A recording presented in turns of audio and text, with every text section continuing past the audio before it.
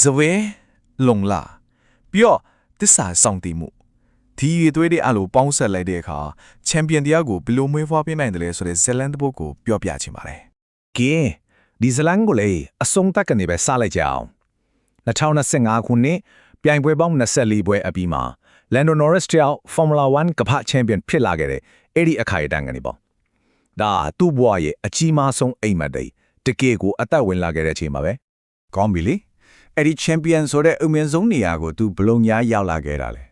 အားလုံးကိုသဘောပေါက်ဖို့သူ့ရဲ့ကာမောင်းသမားဘဝအစောပိုင်းကာလာတွေကိုပြန်သွားကြည့်ဖို့လိုပါလိမ့်မယ်ကာတင်လောကမှာအားလုံး chapter မောင်းပေးရတဲ့ကလေးတစ်ယောက်ကနေ Formula 1ရဲ့အလားအလာရှိဆုံးရေမောင်းတစ်ယောက်ဘလို့ဖိလာခဲ့တယ်လဲဆိုတာကိုသူ့ရဲ့ငယ်နှမ်းပြိုင်ပွဲတွေကနေထိတန်းကိုတက်လန်းလာပုံကတခေးကိုချက်တီးထုတ်ဖို့ကောင်းပါတယ်ကြီးလိုက်ပါအောင်တနေ့ပြီးတနေ့ champion ဆုတွေကိုစက်တိုက်ကိုတင်ပိုက်ခဲ့တာဒါကသူ့မှာဘလောက်တောင်ထူးချွန်တဲ့အရေးချင်းတွေရှိနေလဲဆိုတာကိုတက်တည်ပြနေတာပါပဲဒီမှာအရေးကြီးဆုံးချက်တစ်ခုကဘာလဲဆိုတာလေသူအသက်14နှစ်လေးပဲရှိသေးတဲ့အချိန်မှာဂုံတက်ခါအကြီးမားဆုံးပြိုင်ပွဲတွေကတစ်ခုဖြစ်တဲ့ CIK F1 ရဲ့ World Karting Champion ဆုကိုရသွားခဲ့တာပါအဲ့ပြိုင်ပွဲသမိုင်းမှာအသက်ငယ်ဆုံး Championship စံချိန်တင်ခဲ့တာပေါ့ဒါကသူ့ရဲ့မွေးရမှာပါရမီကိုတကယ်ကိုပဲထင်ထင်ရှားရှားပြသလိုက်တာပါပဲ2019ခုနှစ်အဲ့ဒီကသူ့ရဲ့ကားမောင်းသမားဘဝအတွက်တကယ်ကိုအလက်အပြောင်းတစ်ခုဖြစ်ခဲ့တာပါတစ်ခုက Formula 3 Champion ဆုကိုရခဲ့တာနောက်တစ်ခုကတော့ဒန်ဒါရီဝင်အသင်းကြီးဖြစ်တဲ့ McLaren ရဲ့လူငယ်ရင်မောင်းဖွံ့ဖြိုးရေးအစီအစဉ်မှာပါဝင်ခွင့်ရခဲ့တာပါဒါဟာ Formula 1ကိုတိုက်ရိုက်တွားရမယ်လမ်းစာကိုဖွင့်ပေးလိုက်တာနဲ့အတူတူပါပဲဆိုတော့အဲ့ဒီနဲ့တဆင့်သူ့ရဲ့ F1 ပွဲဥထွေချမ်းကိုစက်ကြည့်ရပါသူဟာအသက်19နှစ်ရွယ်မှာပဲအကြီးဆုံးပြိုင်ပွဲကြီးထဲကိုရောက်လာခဲ့ပြီ McLaren အသင်းနဲ့အတူကျဲတဲ့ပွင့်ထင်းနဲ့ပွဲထွက်လာခဲ့တာပါသူ McLaren ကိုရောက်လာတဲ့အခါမှာအသင်း For Carlos Sainz နဲ့ချက်ချင်းဆိုသလိုပဲတအားကိုရင်းနှီးတဲ့ဆက်ဆံရေးကိုတည်ဆောက်နိုင်ခဲ့တယ်။သူတို့နှစ်ယောက်ရဲ့ Calando လိုနာမည်ကြီးခဲ့တဲ့အတွဲညီမှုက McLaren အသင်းကိုစူပေးစိတ်မြင့်ပေါ်ပြန်ရောက်ဖို့ကူညီပေးခဲ့ရုံတင်မကဘူး။ online ပေါ်မှာပရိသတ်တွေနဲ့ချိတွေ့ဆက်ဆံမှုပုံစံတက်ကိုပါဖန်တီးပေးနိုင်ခဲ့တဲ့အားကစားလောကရဲ့လူကြိုက်အများဆုံးရေမောင်းအတဲတွေထက်ကတစ်ခုဖြစ်လာခဲ့တာပေါ့။ဒါမဲ့အောင်မြင်မှုတိုင်းကလွယ်ကူရတာမှမဟုတ်တာ။အခုဇလန်ကသူ့ရဲ့ဇွဲလုံးလာနေစိတ်တက်ကိုစမ်းတက်ခဲ့တဲ့ရုန်းကန်ခဲ့ရတဲ့အခိုက်အတန့်ဒီစီကိုရောက်လာပါပြီ။ဒီအခက်အခဲတွေကသူ့ရဲ့တစ္ဆာဆောင်တည်မှုကိုတကယ်ကိုပဲစမ်းတက်ခဲ့ပါတယ်။2021ခုနှစ်ဆိုချီမှာကျင်းပခဲ့တဲ့ Russian Grand Prix ပြိုင်ပွဲကိုပြန်မြင်ရောင်ခိလိုက်ကြရအောင်။သူ့ရဲ့ပထမဆုံး pole position ကိုရယူနိုင်ခဲ့ပြီးနောက်ပွဲဥထအနာရဖို့ဆိုတာလက်တခင်းအလိုရောက်နေကြတာပါ။အဲ့ဒီအချိန်မှာအောင်ပွဲဟာသူ့အတွက်တော်တော်လေးကိုတေချာနေကြတာ။ဒါပေမဲ့ဗျာပြိုင်ပွဲရဲ့နောက်ဆုံးအဆင့်တွေမှာအရာအလုံးကမဟာယွင်သွားခဲ့တယ်။လန်ဒိုကိုလည်းပြောခဲ့သလိုပဲကျွန်တော်ဒီပြိုင်ပွဲကိုနိုင်ခဲ့တဲ့ဒါပေမဲ့မနိုင်ခဲ့ဘူး။ဒါကြောင့်ဒီလိုချင်းနေမျိုးမှာဘယ်တော့မှပျော်နိုင်မှာမဟုတ်ဘူး။သူ့ရဲ့ပြင်းထန်တဲ့စိတ်ပြတ်မှုကိုဒီစကားတွေကအကုန်လုံးကိုဖော်ပြနေတာပါ။အဲဒီနောက်2020ခုနှစ်မှာ McLaren အသင်းရဲ့စွမ်းဆောင်ရည်ကကျဆင်းလာတယ်။ကင်ဘအသင်းတွေကလည်းသူ့ကိုကမ်းလှမ်းမှုတွေလှုပ်လာကြတယ်။ဒါပေမဲ့ Norris ကသူ့ရဲ့အနာဂတ်ကို McLaren နဲ့အတူပဲဆက်လက်ရှောက်ဖို့ဆုံးဖြတ်ခဲ့တယ်။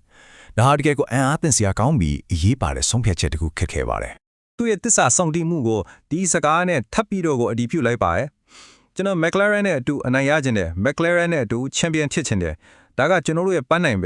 ဆိုတဲ့သူရဲ့စကားဟာယုံကြည်မှုအပြည့်နဲ့ချုပ်ဆိုးလိုက်တဲ့စာချုပ်တစ်ခုလိုပါပဲ။ကဲအဲ့ဒီတစ္ဆာဆောင်တည်မှုနဲ့ကြိုးစားအားထုတ်မှုတွေက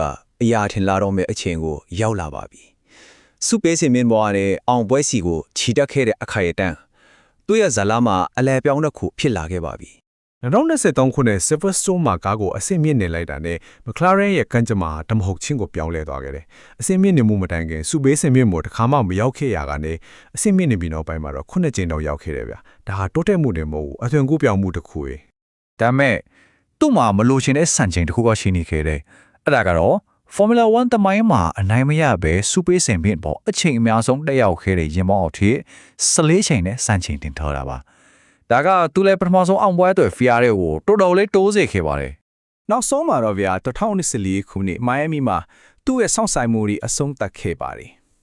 အချိန်ကိုက်ထပ်ပေါ်လာတဲ့ safety car ရဲ့အမိုင်းတွေမရှိရဲ့သူ့ရဲ့မောင်းနေမှုရဲ့အကြောင်းစူးစမ်းမှုပေါင်း30ချိန်အပြီးမှာသူ့ရဲ့ပထမဆုံး Grand Prix အောင်ပွဲကိုရရှိခဲ့ပါတယ်တကယ်ကိုပဲစိတ်လှုပ်ရှားစရာကောင်းတဲ့အောင်မြင်မှုတစ်ခုပါအခုတော့ဇလန်အစကိုပြန်ရောက်လာပါပြီသူ့ရဲ့ပထမဆုံးအောင်ပွဲကနေရလာတဲ့အရှိန်မဟုန်ကိုအသုံးပြုပြီး2025ခုနှစ်ချန်ပီယံဆုအတွက်သူဘယ်လိုတိုက်ပွဲဝင်ခဲ့တယ်လဲဆိုတာကိုကြည့်လိုက်ကြရအောင်